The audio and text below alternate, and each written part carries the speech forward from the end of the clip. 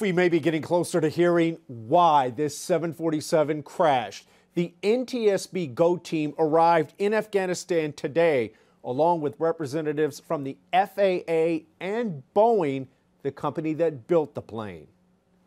There were thunderstorms in the area when the Boeing 747 purportedly shown here stalled and crashed in Afghanistan. So weather is one potential cause, weight is another.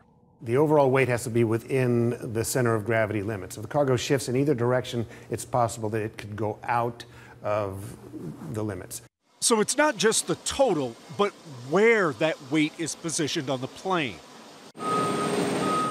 As part of the drawdown in Afghanistan, the U.S. has been removing a massive amount of heavy equipment. So this 747 takes off for Dubai with 5 armored vehicles on board. Each weighs 13 tons and has to be locked in a certain spot. But if one of the chain attachments were to fail, one loose vehicle could suddenly push 20, 30 tons to the rear of the plane.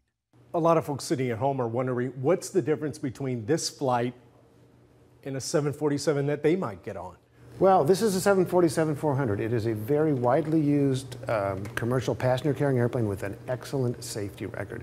And whether you're flying tourists to Australia or hauling gear from Afghanistan, balance is essential. Even carrying the Space Shuttle Discovery on its back, this 747 weighs less than 500,000 pounds. Compare that to the same plane with hundreds of seats, passengers, luggage, and food.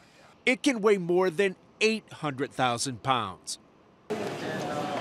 The airlines are so precise, they add 5 pounds to the average passenger's weight in winter to account for heavier coats and boots. The differences are the steep takeoff and, more importantly, that it would be much more difficult for massive amounts of weight to shift so quickly on a passenger plane.